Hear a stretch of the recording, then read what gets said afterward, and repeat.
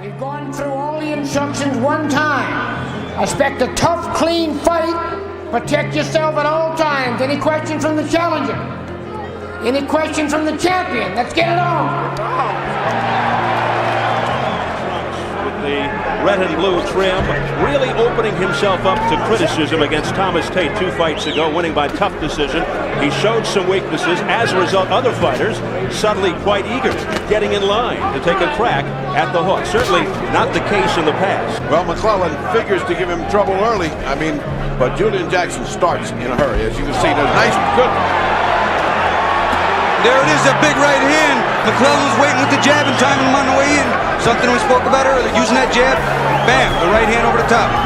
McClellan can bang. As we said, you got to look for this guy early. Here he is early. And Jackson is rocked in the opening minute of the fight. Really a catch-22 situation for Jackson. If he wins, people will say McClellan inexperienced, overrated. If Jackson doesn't look good and in fact loses, people might say he's lost it. He mentioned earlier he didn't want to be reckless, and he came out very calm, but here he is. He is attacking Julian Jackson. And Jackson spinning around, but not having any effect on McClellan, who comes back strong, but back comes Jackson with a heavy right. One thing about Julian Jackson, you can hurt him, but never count him out. Not only can he punch with both hands, but he inside this ring is a vicious, vicious man. McClellan thinks Jackson is looking ahead to Terry Norris, who is sitting ringside off to our right. Well, I don't know if either one of these two guys got anything in mind except survival here. And Gerald is looking scared. Big right hand by Julian Jackson, sending McClellan back. Now Jackson beginning to open up more and gain confidence. This is what you call intimidation, and it's all happening to McClellan. He's getting intimidated here. Well, Jackson's completely turned the tables from the first round, but McClellan also still a dangerous fighter. McClellan said that he is not scared going in. Many people often are when they're facing Julian Jackson. He says, my tools are better. I punch as hard as Jackson does. I'm faster and I'm stronger. Meanwhile, Julian Jackson, 46-1, 43 knockouts, 2-time world champion. Oh, look out. What a right hand by Julian Jackson. That's that counter that he was measuring him for, and it landed. You can't just flick an idle jab out there and not expect Julian to come over, and he did. I haven't seen McClellan in a lot of fights where he's gotten hit hard, and I was always wondering just how good is his chin, and right now it doesn't seem to be too bad. McClellan hanging in there. Yeah, Bobby, he seems very impressed, however, by the power of Julian Jackson. Unintentional butt, and Julian has got it. Julian Jackson complaining. There's a big left hand by McClellan.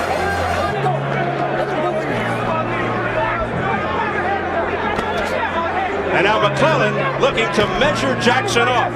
Sometimes those butts get you a little bit dizzy. I wonder if that happened to Julian. He just seemed to stop fighting after that butt and got hit by 2 hard punches by... Another big right hand right on the button. Ooh. Or right on the bridge of the nose, right where the cut is. Right on the button.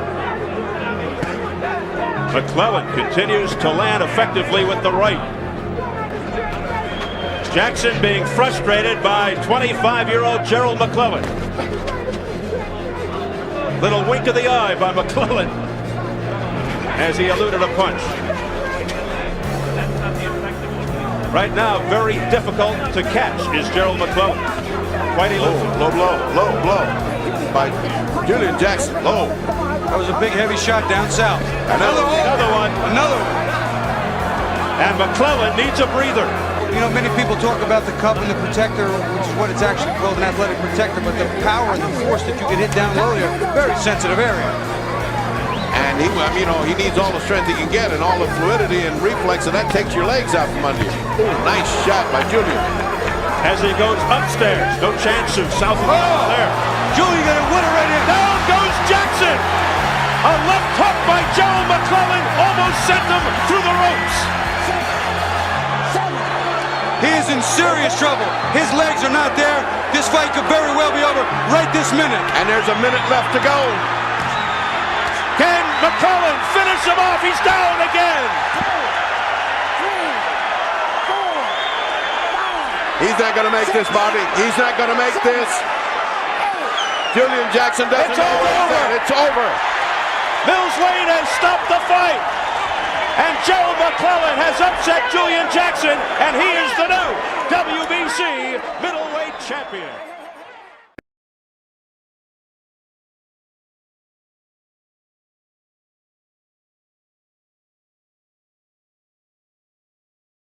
Attention, and here it goes from Dearly.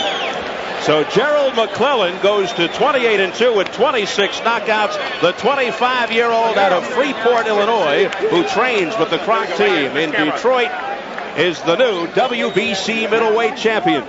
Julian Jackson looking to make his 5th title defense with only his 2nd loss in 48 fights. Well, let's follow the course and demise. Freddie Pacheco talking to him in the ring. Gerald McClellan. Looked like you were weakened. Well, he weakened me with a whole bunch of shots. Julian's real strong. I tipped my hat to him. And I worked too hard, ran too many miles, made too many sacrifices. He had to kill me to keep that belt. All right, Julian Jackson, you're experiencing what 43 guys experienced from you. Were you surprised that right hand puts you in so much trouble? Yeah, I was surprised, you know. Joe McClellan, you know, he showed a lot. I knew I had him, you know. By experience, I knew I had him, and he just caught me with a good punch. Did the headbutt seem to take anything out of you? It looked like you stopped fighting there for a moment, and Gerald came right on. Yeah, I got a good butt, you know, and it affected me. And it sort of messed with my eyes a bit. Emmanuel Stewart, were you concerned at all when they took a point away from you? It was a very close fight. No, I didn't know the fight wasn't going to limit. I knew that. I wasn't concerned about the point. You weren't concerned about points at all. And let's take a look at replays as we stand here with Don King and Emmanuel Stewart and the two fighters. Let's take a look at the right hand to Julian so he can see. This is the first knockout. And there's the right hand. Now this one misses. Now the next is perfect, right there. Now, I don't know how you got up from that, Julian. Well, hey, man, that's Jackson, and I'm made of steel, man. Well, all right, this is the second one, and that right hand was all it needed. Well, Julian punched very hard. I got a tremendous headache. I'm going to go back to the room, maybe sleep 2 or 3 days. That was a good fight, Julian. Hey, good fight. Put up, man. All right, two super athletes competing at the top level. It was an explosion, Don. This was one of the great middleweight fights I've seen in a long time. It certainly was, Ferdy. This is what we promised the public, and this is what we give the public. Guaranteed customer satisfaction. And what Tony Cox and I are planning to do and continue to do is to bring the best in boxing to the public. One of the things that comes straight to my mind, I'd like to see these two guys go again. I didn't know who was winning that fight. Would these two guys go again? Yes, they will. You know, I'm going to let the champion now has an optional fight, and then they're going to come right back at Julian and give him another opportunity, and that's where we're going from there. The greatest middleweight fight that could be made was made right here today on King Vision SET.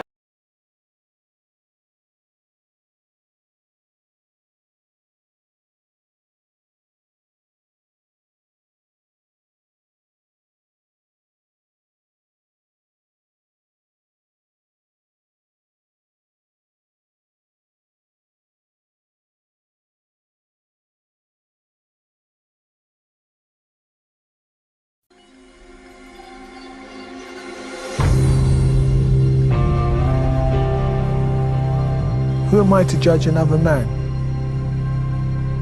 Because I have to judge myself. He's not a good boxer. Without a doubt, he can't box. The most violent man that ever put on a pair of gloves.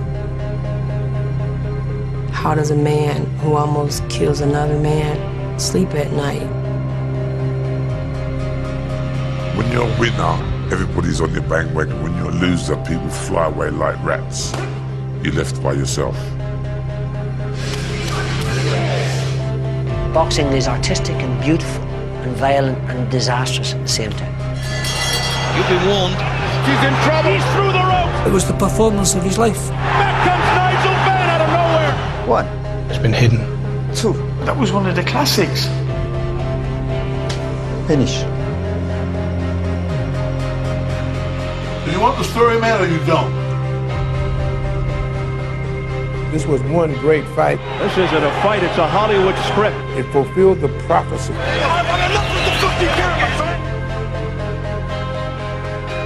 So very sorry, but you know, rather him than me. Guilt is guilt, the truth is the truth, and a lie will live on forever. Listen. What? This man almost took my life.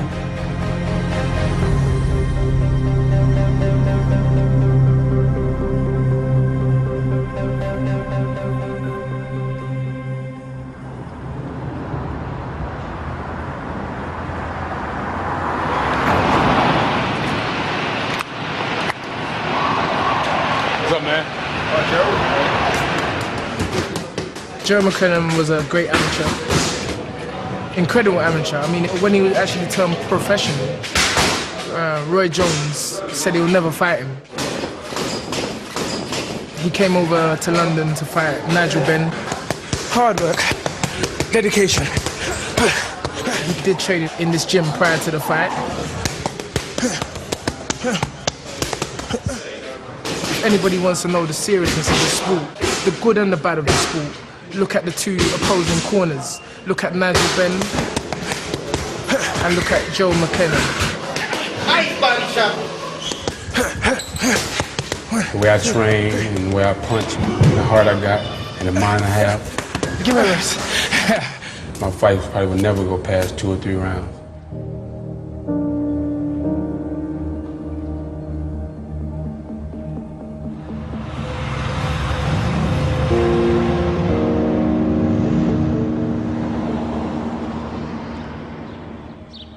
Why do you love me?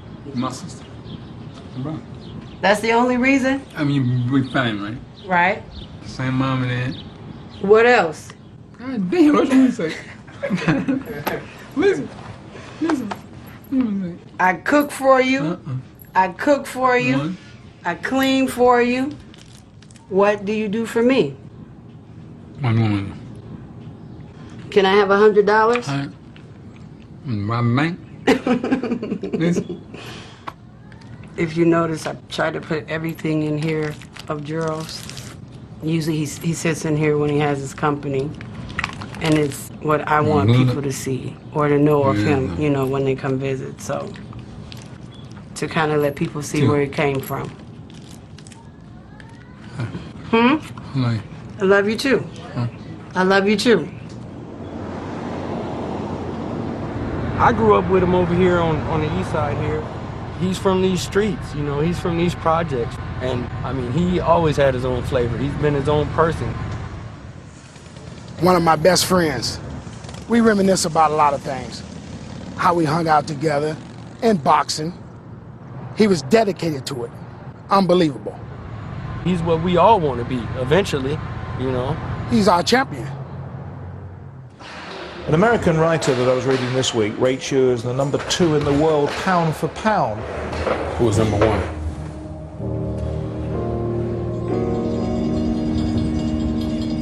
Gerald McClellan was a 2-time world boxing champion by the age of 25.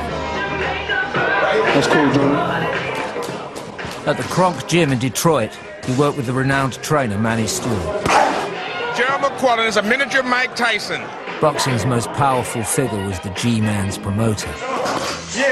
His signature flourish was the first round knockout. I hear you, G-Man.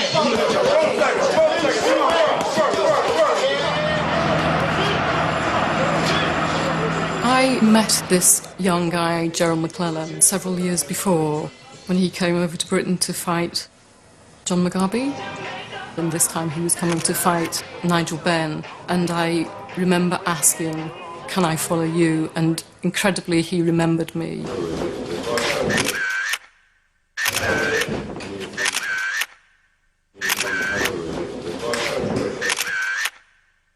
Big, very handsome kid. Wide, square shoulders, long-limbed. He looked magnificent. What a handsome fella. And stripped off, he was like a wedge. Look at the man's record. Had 20-odd knockouts in the first round. Guy was a dangerous #1 hit man in America. When he came over here to box Nigel, he was the heavy favourite. I mean, everybody expected him to win the fight. You can't hide, Nigel Benn. You can't hide. Coming at you. Man, you know where you at. G-Man is on the case. So good night, my friend, and amen. Telling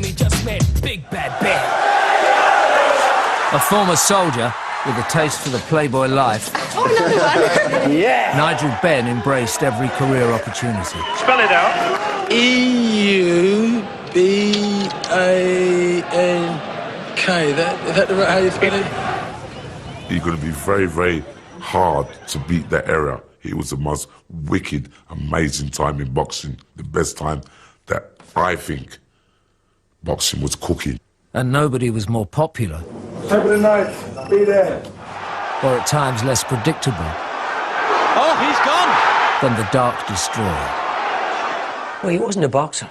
That's the first distinction. He was a fighter.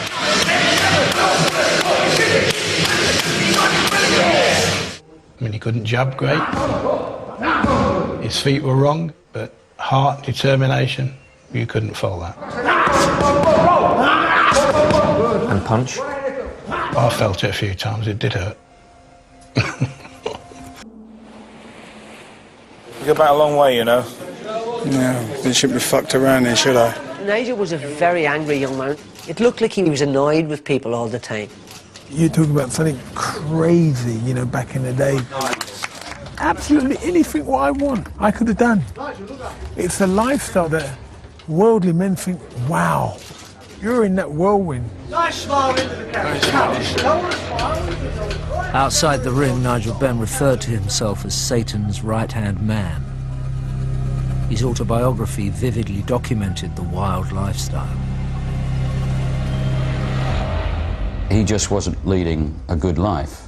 He was giving people close to him a lot of grief.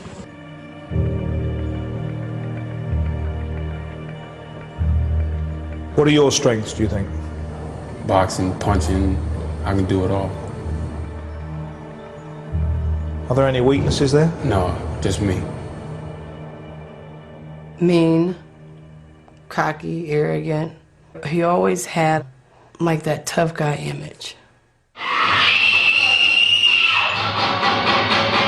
You can see that his mind was very unpredictable. He would just snap sometimes, and you could see that.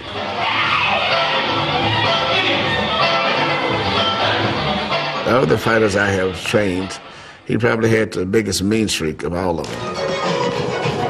If confrontation came naturally, one companion never had to earn the G-Man's respect. I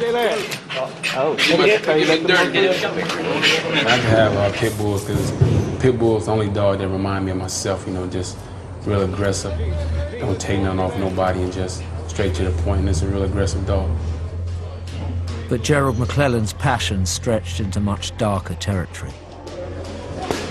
For much of his career, unknown to the boxing authorities, he was actively involved in dogfighting. He used to go to these street fights in Detroit and Chicago and wherever, you know, and they bet loads of money on these dogs. That would fight to the death? Yeah, because they're bred to fight and to kill, basically. And I think he fed off that. I think he got a certain satisfaction out of it.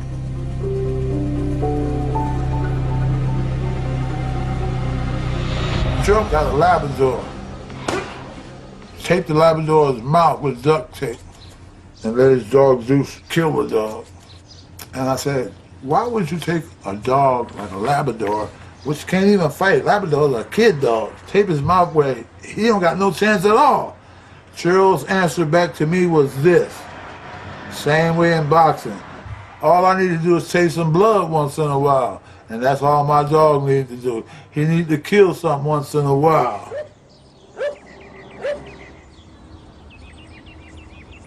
I always felt that it was something in his childhood that was the cause of his mean streak that he would have. The viciousness. Yep.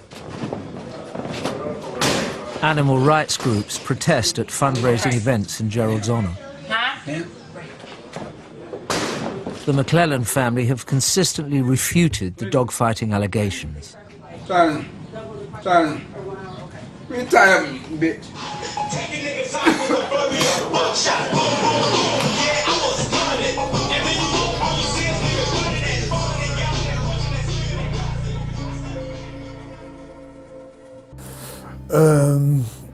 He came over with the wrong attitude, Don King. It all started with Don King. He wanted me to fight Michael Nunn, but take 100 grand off. I'm like, what? taking 100 grand off. So then he said, if we don't, we're going to bring in Mini Mike Tyson. Mini Mike Tyson, who's that? Joe McClellan. This is me. Before I go, okay, I don't work like that. I don't work, it's not who I am. I don't work like, I don't move and feel like that. I meet it head on. It's churning up. I remember that so clearly. Everybody had me to get knocked out within round 1 to round 3. And I remember him saying to my dad, I'm gonna hurt your boy. Don't talk to my dad like that. On the road, bang, and then he went bang, and he hit me. I felt that. And then he hit me again. And I went out the ring. Really? You lot don't know me? So you think all them fights that I had were easy? You think that if I'm going out on my shield. I'm gonna show you who I am.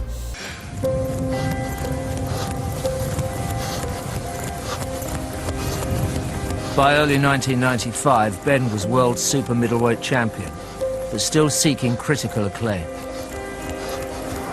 Most had warned the 31-year-old to go nowhere near Gerald McClellan. So when we see the fight after the break, what can we expect? First round knockout.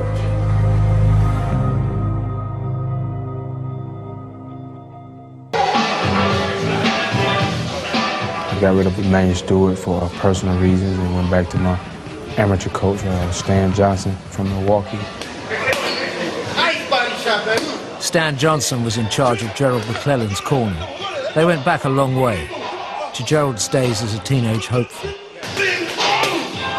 Stan Johnson was noted for wearing his sailor's hat. That's, look at me, I want your attention. Under pressure, you get nervous. When you get nervous, you forget. Going into the fight with Nigel Benn, I understand that it was total chaos for the whole 2 weeks that he was in London. That's worse than yesterday. Been buying time by not calling punches, doing this. How well prepared was Gerald for the Gerald fight? was in tip-top shape for the fight.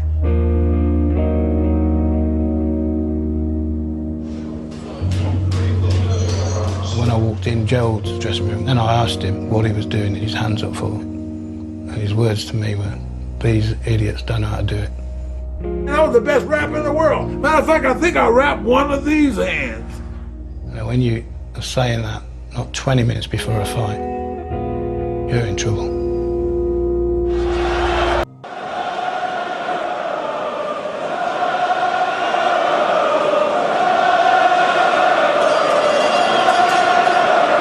This is one of the most eagerly anticipated fights on both sides of the Atlantic for many, many years.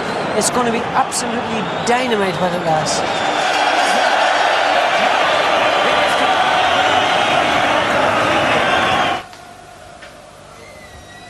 Britain's Nigel Benn was defending his world super middleweight title. The overwhelming favourite was American Gerald McClellan.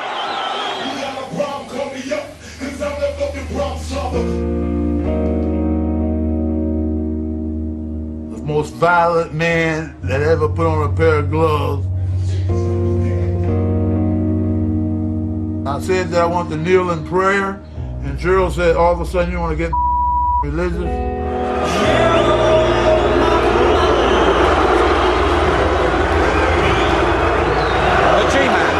He's so overwhelming because he's so strong, he's so aggressive, he's so mean.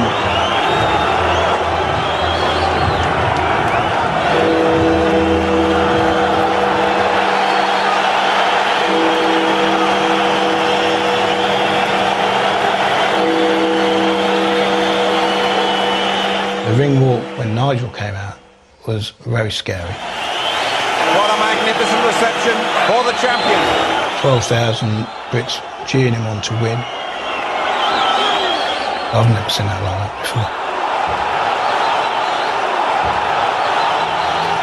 before. There was violence in the air all around the fight. He didn't want to win. He didn't want to win the fight. He actually wanted to kill Nigel Benn. He actually thought he was going to do it in the first round. It's showtime! I'm ready for him. Anything he's got, I will match. I don't plan on being in the ring that long. We knew we had two of the most exciting fighters on the planet. You'd be warned. We didn't know it was going to start the way it did in the opening round.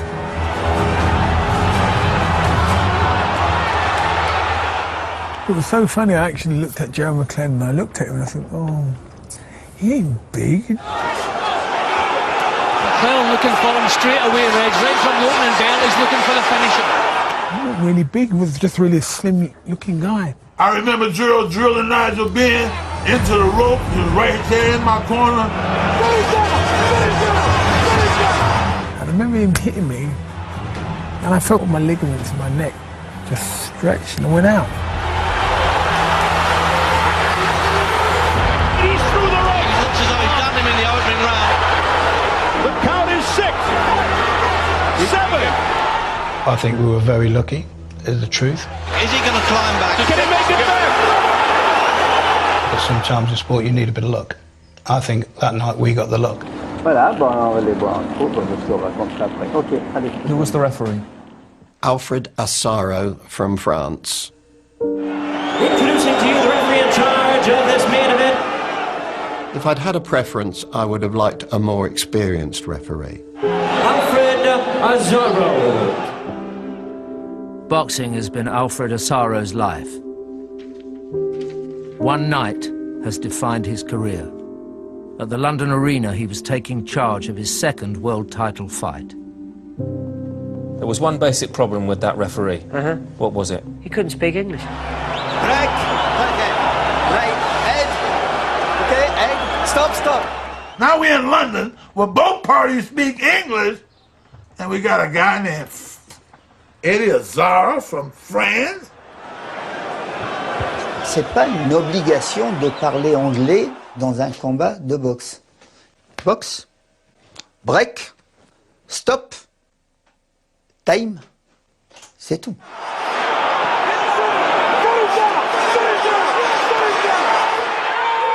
One, two, three. However, much more significantly, say his critics, Assaro got that first round count wrong. 4, 5. Nigel was getting battered, and he went out of the ring onto the apron. Oui ou non, votre décompte est-il trop long? Non, moi j'ai un système de décompte. Lorsque le timekeeper commence, j'enchaîne. De toute façon, il a mis moins de 20 secondes. Now, if he dropped off the apron, he could have had a count of 20, but he didn't. So he still only had a count of 10 to get back in. All I can say is I think it was borderline. Even though it seems you wrongly ruled Ben had 20 seconds to recover, Assaro now says he was only counting to 10 and had reached just 8 by the time Ben was back in the ring. Others are not so sure. If you'd been Gerald McClellan, would you have thought I've won that fight in the first round? Yes. Absolutely by knockout. Are McClellan's camp right to have concerns that the count was too long? I think they had a case. And the referee's giving him time. What's the ref doing? McClellan's fighting the referee off, then fighting Ben.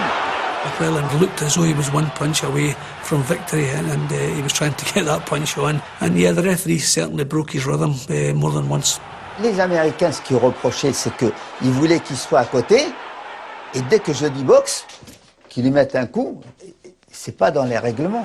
Again, the referee steps in. What does he think he's doing, an amateur fight? Le président mexicain qui a demandé à l'Europe quel est votre meilleur arbitre européen. On a dit Alfred Assaro.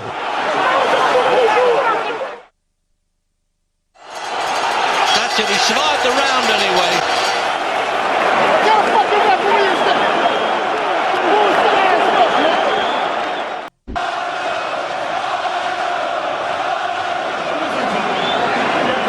Kevin Sanders the new trainer talking to Nigel Benn.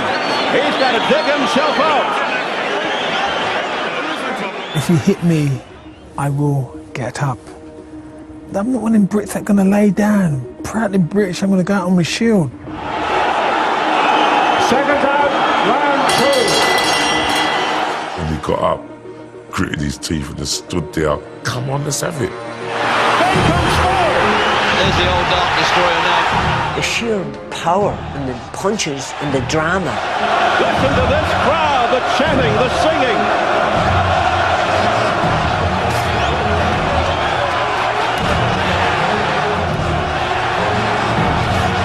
Nas was there, Don King jumping up and down. Bruno was going up and down, he had this red suit on him. It looked ridiculous. That suit? Oh, Tesco, man, Primark. No chance. Look at the heart of Nigel Benn. There's the bell for round 2. I didn't feel nothing. I didn't feel nothing at all because of Denny Mancini. Start out thinking this fella. The fella's running out of idea. Look at him, you've got him, you've got him. He made me believe that I had him every round. It's such a contrast, your corner, to what many felt was wrong with his corner. Yeah.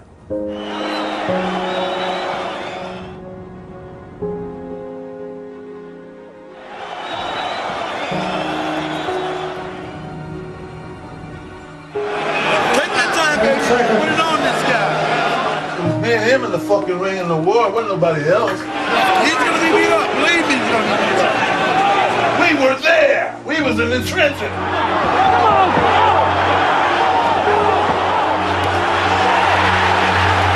I can't even say that you would classify him as a coach. I'm a very experienced trainer, probably one of the best in the damn business. And Gerald knew that. That's why he hired me. Had you ever heard of him?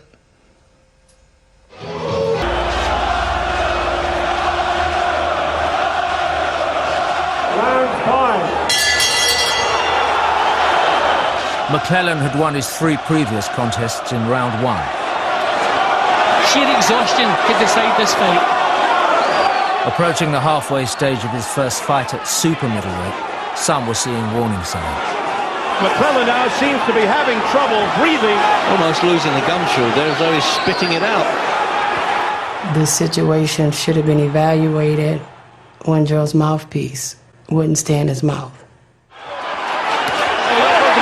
Finally, the mouthpiece was hanging precariously the last few rounds, and it finally goes up. They're still going at it. That was an indication to me that maybe he wasn't getting the proper amount of oxygen. If someone had the knowledge of a coach, he should have picked up on that. They didn't know what they were doing. And I'm there. I'm supposed to be the tick paddy watching all what's happening. And I'm thinking to myself, this is organised chaos. He wanted a winner, and we all want winners, but there comes a time in a fight when you look at a gang and you know it's time to stop. It's a really, really, really important job. Some say that Gerald should have been pulled out of that fight much earlier. Why would he be pulled out of the fight that early? He was never in trouble. He was never knocked down. He was never hurt. Sans coin, qu'est-ce qu'il fait? Il jette l'éponge. Il l'a pas fait.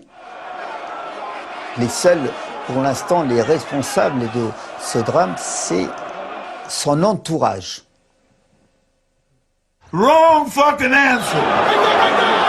I'll tell you this, Mr. Referee.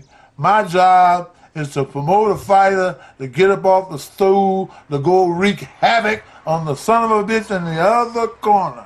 That's my job. Your fucking job is to stop fights, not mine.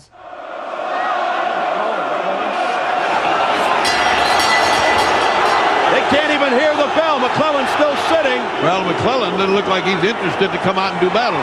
He looks like he's losing heart.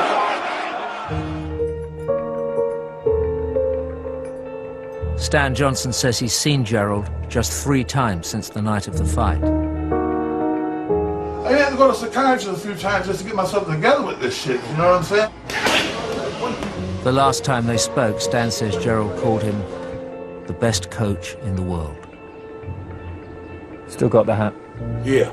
It's like a trademark. It's like Don King, you know what I'm saying? Gerald knocked it off, didn't he, during training? Yeah, he would knock it off during training. Yeah, he sure would. Yes, he would. Yeah, he would. Broke my teeth during training, too. But he paid for them. Some people say he did it on purpose. Gerald would be that kind of person. Second out, round 8. This isn't a fight, it's a Hollywood script. It was like Rumble in the Jungle with Muhammad Ali. Every second, every split second, you didn't know what was going to happen. You're like this.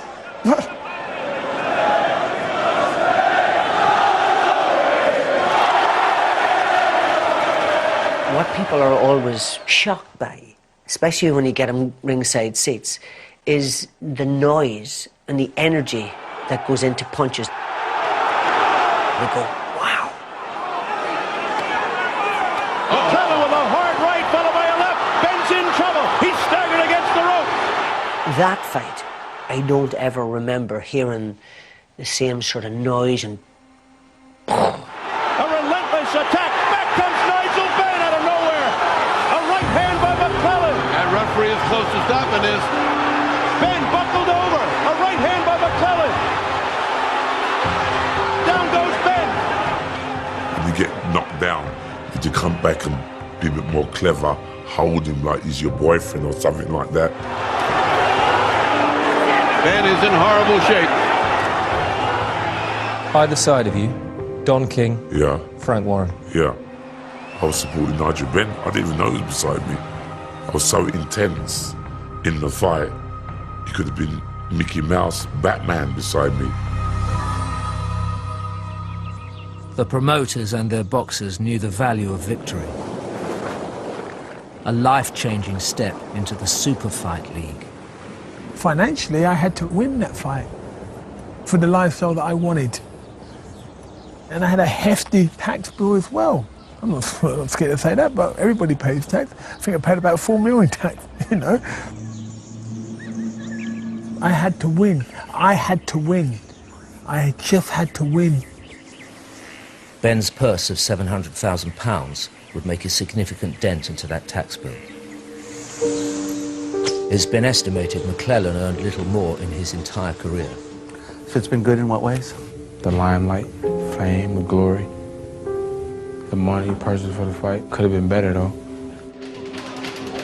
And money was one of the reasons Gerald's coach, for most of his professional life, was not in his corner. Gerald McClellan and I had separated because he had been convinced that he could survive without having a manager. Just remember what I said. I don't want to go into that. I mean, it's a phase of my life. The man said, fuck me, he left me, but I've did a lot. Because there's not too many good things I have about At this point, Manny Stewart threatened to stop the interview. But he went totally crazy. I hear you, G-Man. You gotta wonder what's going through the mind of McClellan right now. He thought he had him. And here comes the charge of the Light Brigade. When you got so used to knocking over people, and you knock down one and one gets up again, oh my God.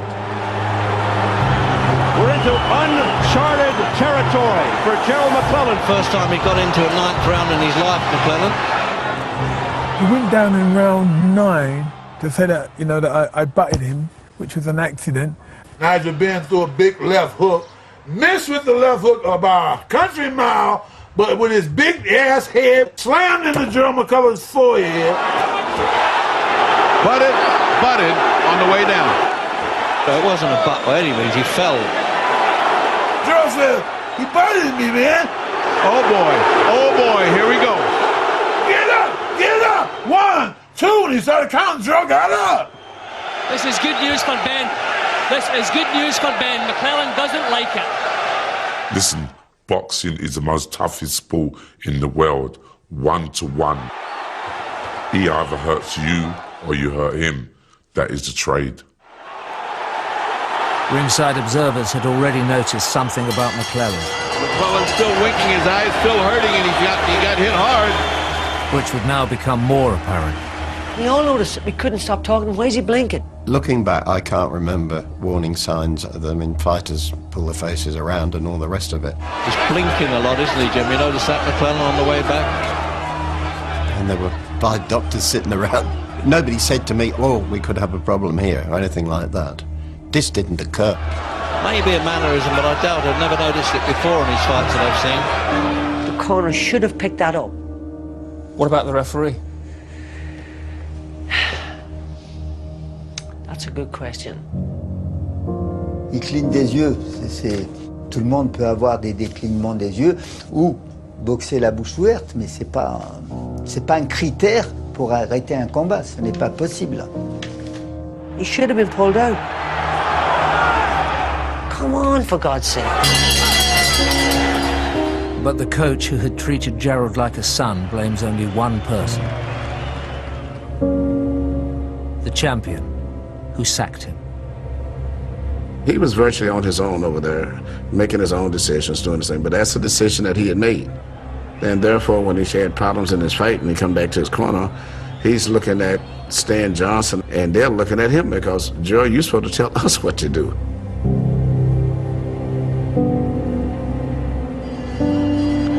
If I'd have been with Joe McClellan, I don't think the tragedy would have happened. He's been on the captain 2 times. He came in this fight, son. He can land the fight.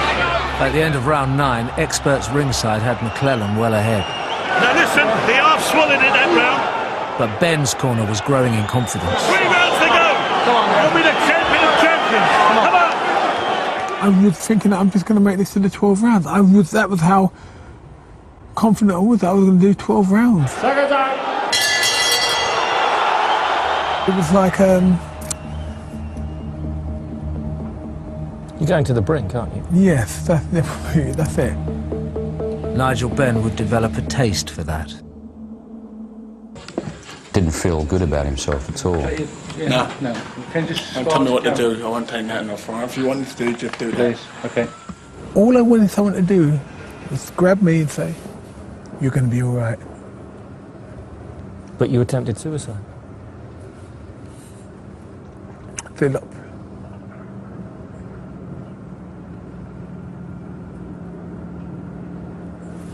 There's a lot of things people don't understand. I struggled.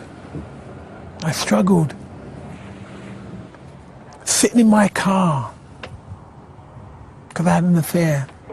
Put a hose in my car. Crying my eyes out.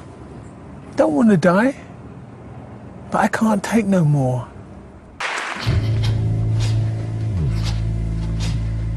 The mind can play funny games on you. You can sit down and you start thinking about what's happened and what you've gone through and everything else, and you can start feeling remorseful for what's happened. Somewhere along the line, you know it's going to catch up with you.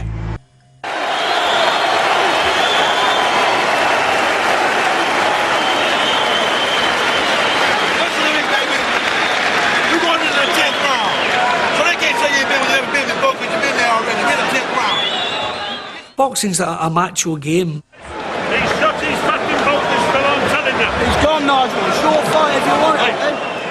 If you're knocked out cold by a big punch, then fine. People likes to hip that. This man cannot win this fight unless you give this fight to him. He cannot win, G. You so far behind me. But if you quit just because it's becoming a little bit too tough, then people tend to look down on that. 10th round.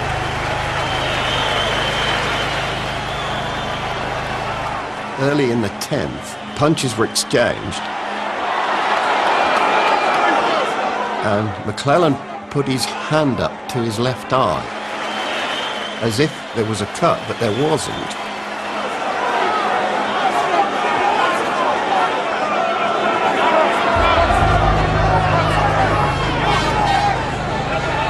Right hand from Ben there.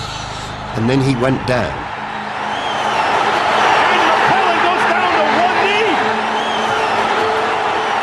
That is as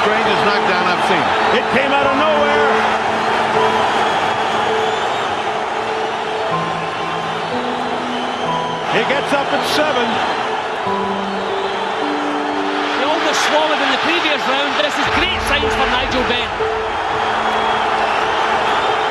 And you can see he got hit with 2 bullshit punches and he went to his knee. He got hit with another bullshit punch and he went to his knee. He goes down again. What's hurting him? Something is hurting him. He's shaking his head. He's going to count him out, isn't he? After 1 minute and 39 seconds of round 10, it was all over. Là, je compte non pas 8, 9, 10. Finish. He's going to count him out, Jim. He's done him. He's quit. Nigel Benn has won.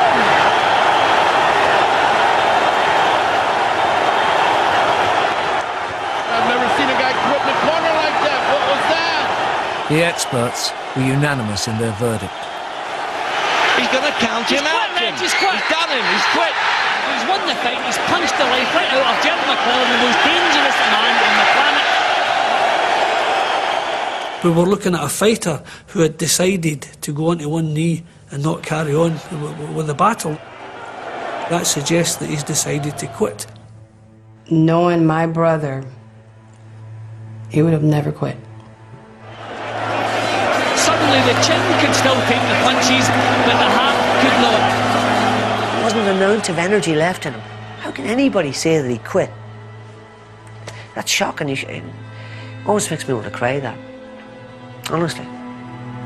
I can't regret what I've said because you're dealing with split seconds, you're dealing with the atmosphere, the excitement. A fight that you want your homeboy to win, it looks like he's losing and he turns it all around and wins the fight.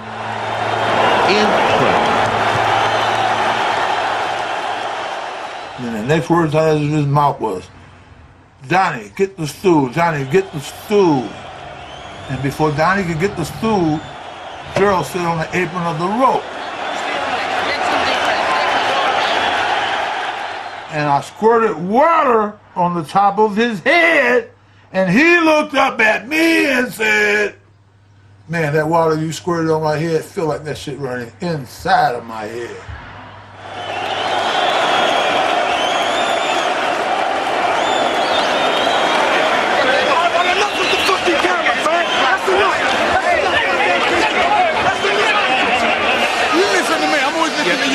Whatever you wanted to do, I was going to match him.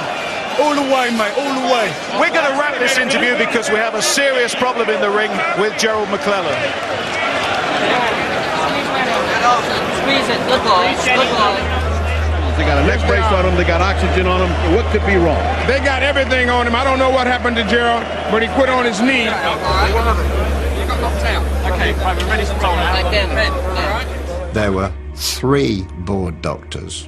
All of them had to have anaesthetic experience.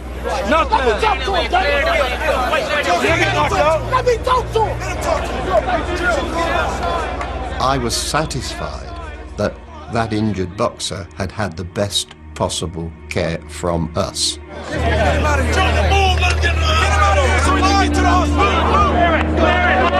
Two ambulances were on standby at ringside. Both would be required. As he made his way to the dressing room, Nigel Benn collapsed. Keep to the side because this is ambulance access. Everybody had me to lose within 1 round to 1-3, and I thought, you lot don't know me? So I'm the Dark Destroyer, but I'm not really the Dark Destroyer, I'm really the Light Destroyer. They had 2 ambulances. Never had that before, 2 ambulances. He went in ambulance, I went in ambulance, we both met at the hospital, and I remember kissing his hand and saying sorry. Ladies and gentlemen, this is the entrance to a hospital. The full extent of McClellan's injury was still unclear hours after the fight. Right in the back, Nigel, how are you? I feel very well. And how do you feel about McClellan? How do I feel? I feel very sorry, but you know, rather him than me. Better him than me. Well done. Good luck. I wish you were dead. That is how I felt.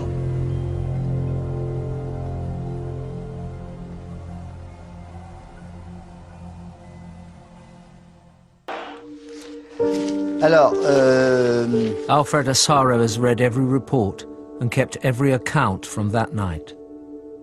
Pride of place goes to a letter from the French Boxing Federation. Cher Alfred, vous n'avez absolument rien à vous reprocher. Allez, courage et confiance. À bientôt, amitié. Bernard Restou, président de la Fédération française. Je n'ai pas de responsabilité. C'est la boxe. Si vraiment j'avais une part de responsabilité dans ça, j'aurais arrêté. J'aurais arrêté l'arbitrage depuis longtemps.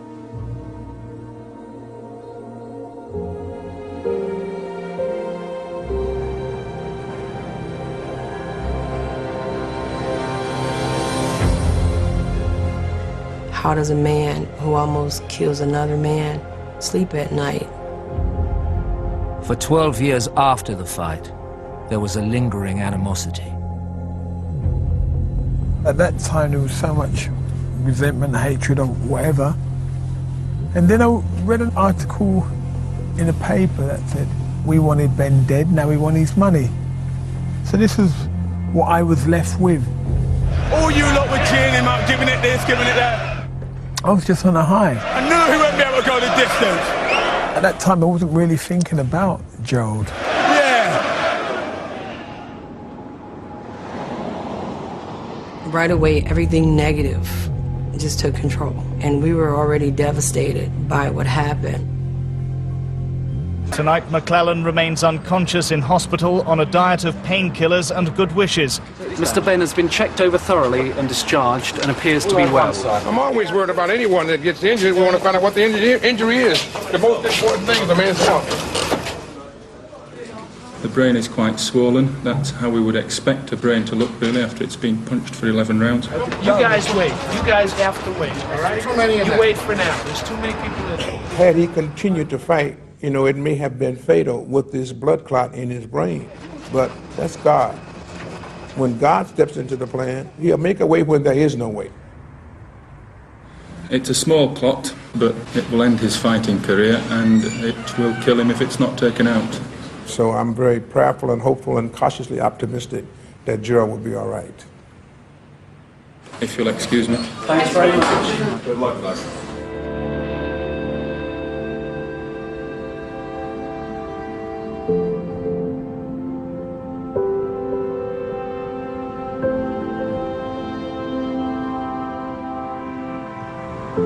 Next time y'all come through here, we fucking y'all up.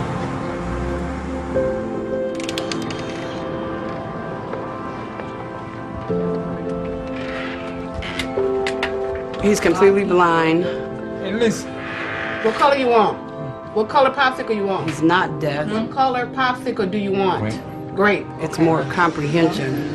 So if he's asking to repeat things, it's not because he can't hear it, it's because he don't necessarily understand it the first time. Right there. And this? Yes. This? Yes. Why? Right here. You know. Talking? Talking? Yeah. Yeah. 6 weeks after the fight, Gerald McClellan returned to the United States. Yes. Yes. A couple weeks. Co-promoter Frank Warren has said the McClellan family brought Gerald home against the wishes of surgeon John Sutcliffe. Do you have your concerns that Gerald McClellan was taken home too soon? I suppose the answer must be yes, because the outcome wasn't good. I disagree. There was no reason why, medically, he had to stay in England. Every single thing that he was given in the hospital, he was given on the flight over. I'm behind you, Gerald. Stand up straight, yes. Right here. Yeah. Come on, stand up straight. He received insurance payments, but Gerald McClellan's earnings were soon eaten up. I'm right behind you, Gerald. In that chair. 20 years ago, he spent his first major paycheck on the house where he still lives today. Stand up straight, Gerald. Whatever he so chooses to do, he can rest assured that I'll be by his side to try to help him to do that. Yeah. Don King paid McClellan $250,000 for the fight and training costs. Saturday. Yeah, July 9th. In addition, he and co-promoter Frank Warren estimate they paid the McClellan family more than $500,000 they were not contractually obliged to for medical, travel, and other expenses.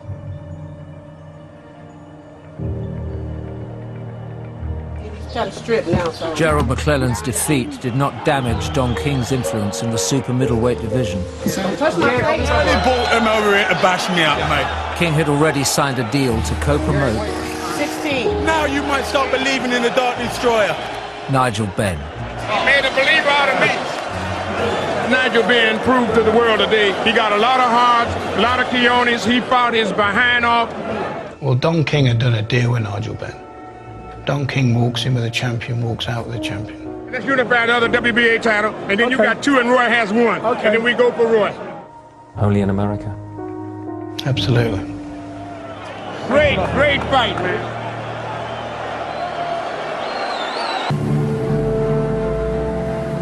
It did feel like yesterday that I was shouting at Don King. They brought him over here to bash me out, mate. I never forget that. And then saying, He made a believer out of me. you made a believer out of me. Nigel and Caroline are going to come and share a little bit of their amazing testimony of God turning lives around. The life that I had in boxing was death. 8 years after he attempted suicide, Ben and his wife Caroline became born-again Christians. God way, trained for 8 weeks, taking 180 vitamins a day. And then after I finished fighting, I go out partying really hard, looking for drugs. All of my career, I was addicted to drugs. Addicted to drugs. And I've only been born again, truly, 2 years. 2 years. So we just thank God for what He has done.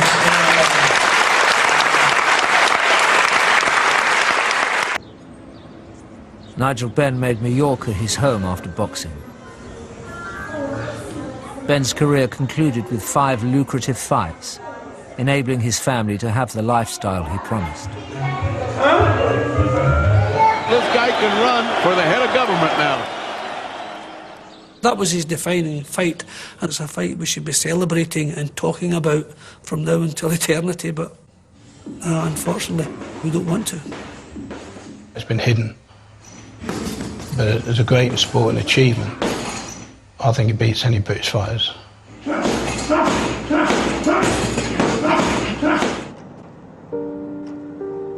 However, Nigel Benn's defining victory has been called into question. In 2010, Gerald McClellan's coach claimed to have evidence that Ben had used performance-enhancing drugs. Do you want the story, man, or you don't? Ben vehemently denies the allegations. They said, we found blood on McClellan's boot that had steroids in it. And my heart, it started pounding. Where did that fear come up? I'm not doing no drugs. I've never done drugs.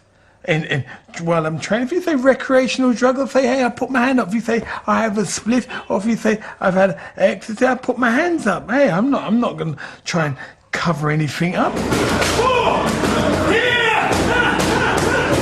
I couldn't do that. I couldn't go in a ring and knowing that I've taken steroids, because then I know I would have been a cheat.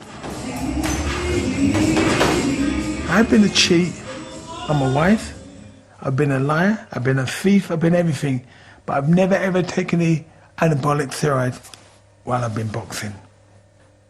Did Nigel Benn cheat for that fight? Absolutely. He was juice as a I promise you. Because the blood in the shoe is Nigel Benn's blood, because Gerald didn't drop a drop. Nowhere. Never. Nigel Benn bled from the eye and the nose. Punishment, he put it on him. You was juiced on something, buddy. I don't know why anyone would say anything like that. Obviously, Gerald McClellan taken straight to hospital wouldn't be drug tested, but Nigel Benn would have been. In fact, Ben did not take a drug test, following his collapse on the way to the dressing room.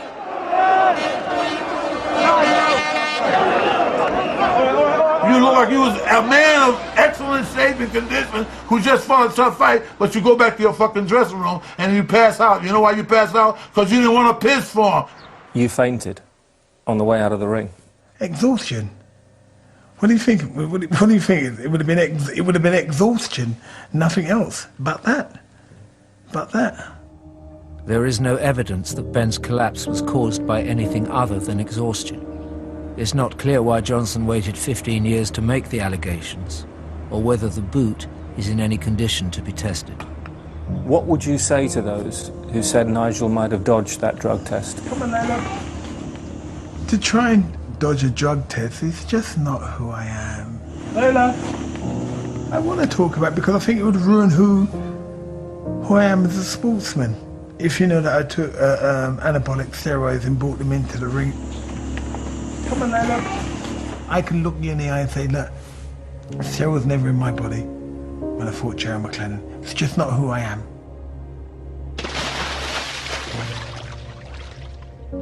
It's almost my birthday.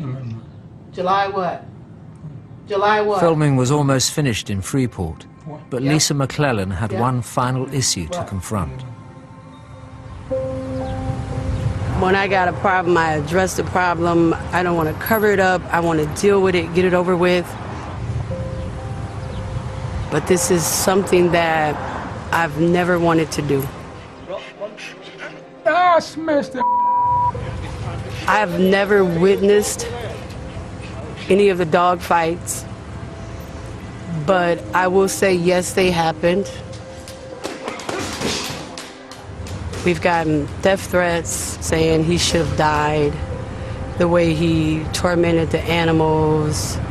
I think a lot of people exaggerated the story. Oh, be damn, son. But I would ask for forgiveness on Gerald's behalf.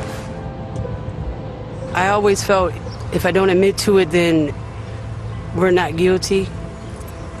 But guilt is guilt.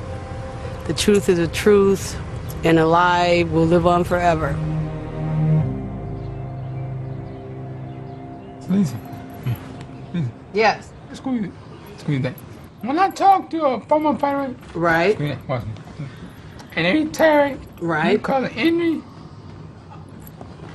At least I almost shed in tears. It's bittersweet because boxing gave Gerald the opportunity to live a life that he wouldn't have if it weren't for boxing.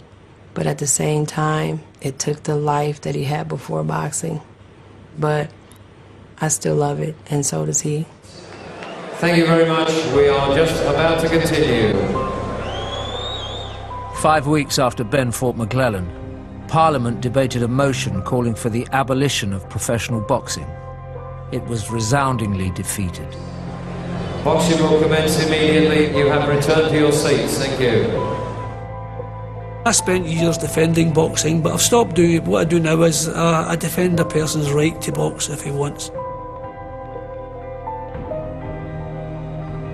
Boxing has done a lot for a lot of people, and for those that it touched, this is an illustration of the love and the outpouring of care that is concerned with one of our soldiers of Holland.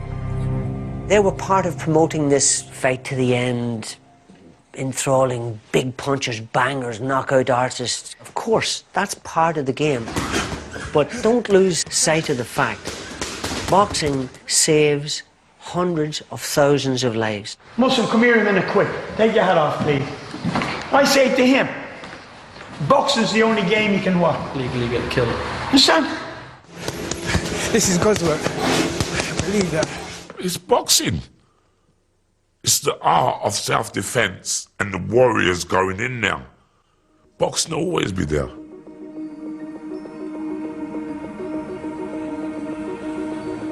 Who am I to judge another man? Because I have to judge myself.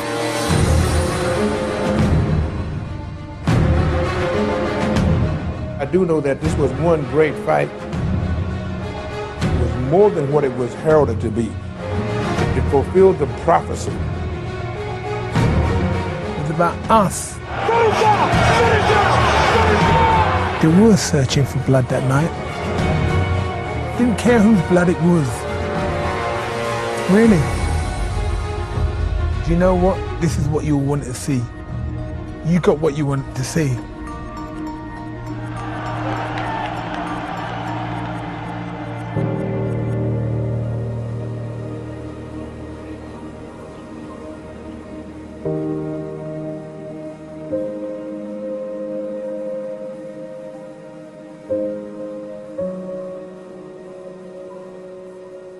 Keep your guard up, come on. Knock him out, come on. This was literally the moment just before he was about to enter the ring. I had made a decision that this was the point that I was stopping my work.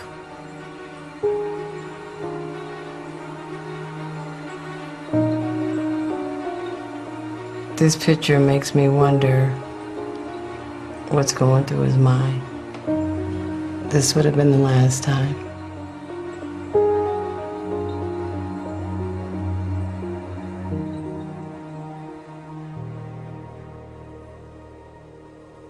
Nigel Ben McClelland, chaos dramatique.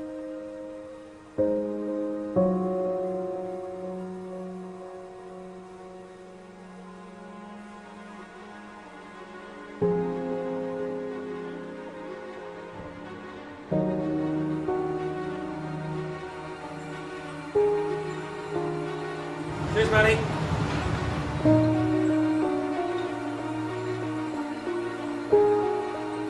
I remember it every day of my life.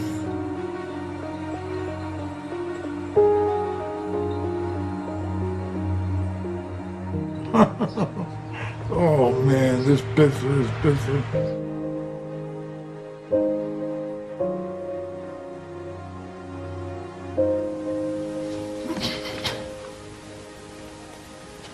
God gives us a choice. In Deuteronomy 39, I give you a choice. I choose boxing. Now I'm going to choose what he called me to do. And that's preaching his word. That's what he wants me to do.